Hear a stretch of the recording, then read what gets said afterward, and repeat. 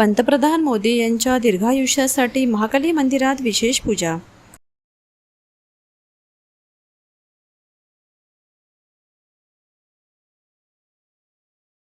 पंतप्रधान नरेंद्र मोदी यांनी देशाची सर्वाधिक काळ सेवा देणारे निवडून आलेले पंतप्रधान म्हणून महत्त्वपूर्ण टप्पा गाठल्याच्या निमित्ताने भाजप चंद्रपूर महानगरतर्फे श्री महाकाली मंदिरात विशेष पूजा अर्चनेचे आयोजन करण्यात आले।